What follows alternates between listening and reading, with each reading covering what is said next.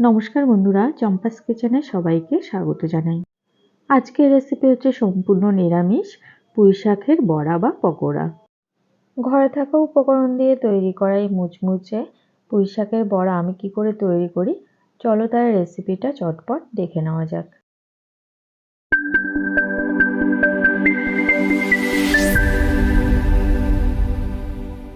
একটা mixing jar নিয়ে নিয়েছি। এবারে এর মধ্যে দিচ্ছি আগে থেকে ভিজিয়ে জল ঝরিয়ে রাখা মটর ডাল। এখানে হাফ কাপ মটর ডাল দিচ্ছি কুচনো কাঁচা লঙ্কা আর সামান্য জল। মিক্সিং জারের ঢাকাটা বন্ধ করে এগুলোর একটা মিহি পেস্ট করে নেব। দেখো মিহি করে ডাল বাটা হয়ে গেছে। এক আটি পুঁই শাককে ভালো করে ধুয়ে ঝিরিঝিরি করে কুচিয়ে নিয়েছি। এর মধ্যে এবারে ডাল বাটাটা দিয়ে দেব। একই সাথে দিচ্ছি 1 টিস্পুন লবণ, 1 টিস্পুন হলুদ গুঁড়ো, হাফ টিস্পুন কালো জিরে আর 1/4 টিস্পুন লাল লঙ্কা গুঁড়ো, 1/4 কাপ চালের গুঁড়ো দিচ্ছি। যেহেতু এর মধ্যে মটর ডাল ব্যবহার করেছি, তাই এর মধ্যে আলাদা করে আর বেসন দিচ্ছি না।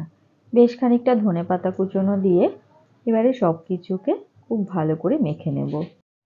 আলাদা করে কিন্তু জলের ব্যবহার করব না। শাক থেকে যে জলটা বেরিয়ে আসবে, এতেই দেখো খুব সুন্দর করে মাখা হয়ে গেছে। মিশ্রণটাকে মেখে নেওয়ার পরে 5 মিনিট এইভাবে রেখে দেব।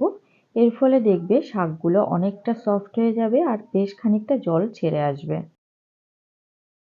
5 মিনিট রেস্টে রাখার পরে দেখো শাক কিন্তু বেশ সফট হয়ে গেছে।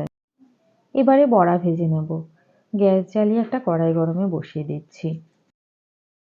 গ্যাসের আঁচ হাইতে রেখে কড়াইটাকে ভালো করে গরম করে নিয়ে দিয়ে দিচ্ছি পরিমাণ মতো সাদা তেল।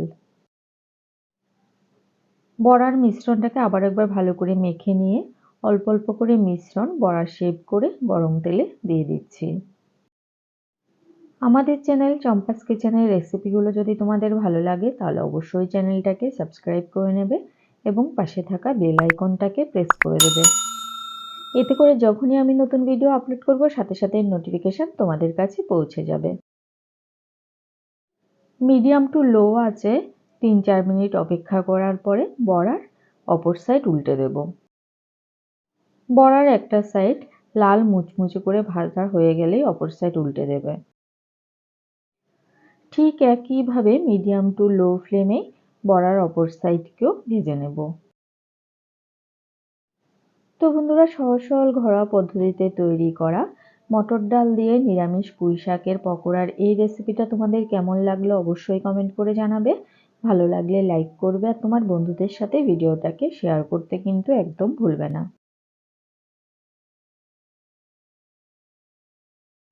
এতক্ষণ আমার পাশে থেকে ভিডিওটা দেখার জন্য অনেক অনেক ধন্যবাদ। ভালো থাকবে, সুস্থ থাকবে। পরের ভিডিওতে আবার দেখা হবে। বাই।